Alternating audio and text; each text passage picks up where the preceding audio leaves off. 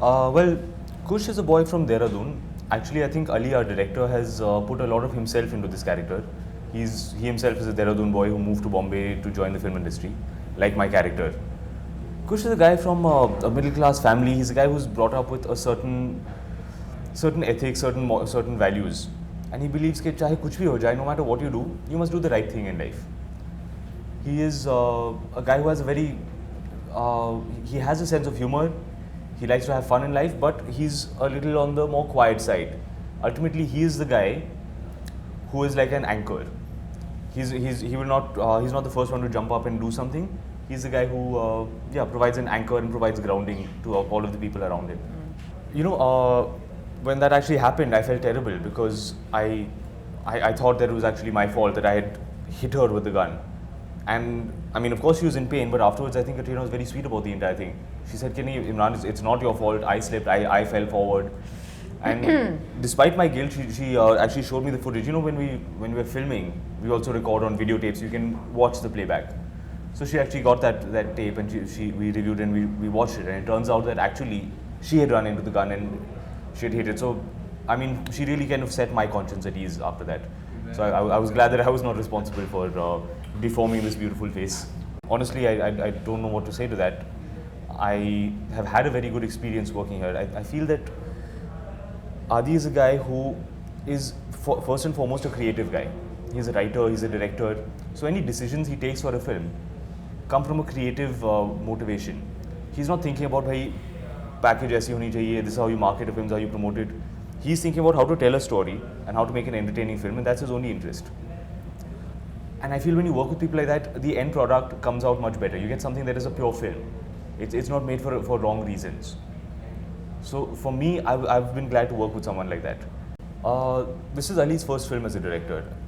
And naturally, when you're going into a film and this is being directed by a guy who's making his first film, you're expecting that there will be some kind of some weakness, some hesitation somewhere, and you're prepared to deal with that. I found that Ali did not have that. I found him to be very, very confident on set.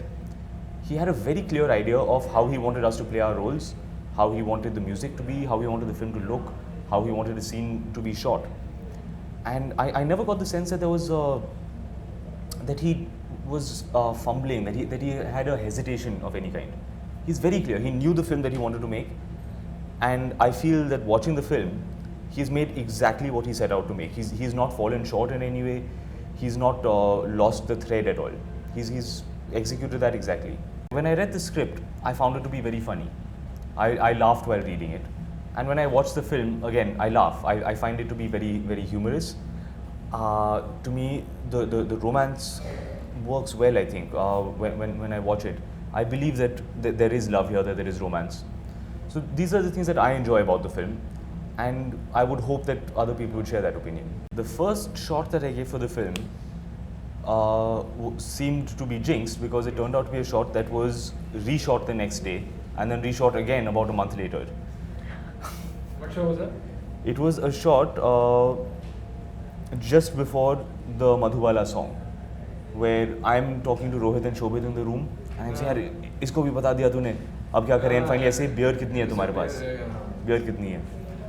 So that was the first shot. It was my first day of shooting, first shot that we did. And unfortunately, one of the actors who was supposed to play my friend in the film, he fell ill unexpectedly. So they got someone else to fill in for him. And then that was not working, so then the next day we had to reshoot it.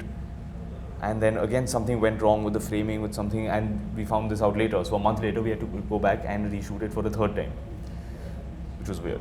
I would get tired because Katrina has her own rules for the game of cricket. Yes, that's true. I will explain these rules to you now. If the ball hits the wickets, that does not count as her getting out. True. If she hits the ball and you catch it, this also does not count as her getting out. Correct. Katrina's innings will only end when she gets tired or when right. she gets blisters on her hands. Yes. Then her innings are over. This is why I would sometimes get tired. I would not call it a spoof. I would say it's a tribute. Our intention was that these are three guys who have been ruling the box office for 20 years and they're still at the top of the heap. There's, in my opinion, no one else who has really managed to come close to them yet. Apart from just being the kind of stars that they are, they have inspired us for so many years. as an audience, they've entertained us. I mean, we have all watched their films. We've gone to the theatre, we've bought tickets and watched the film and cheered and clapped. So our intention was just to kind of salute them and say thank you. Thank you for entertaining us. Thank you for inspiring us. It's just a little way of paying tribute to them.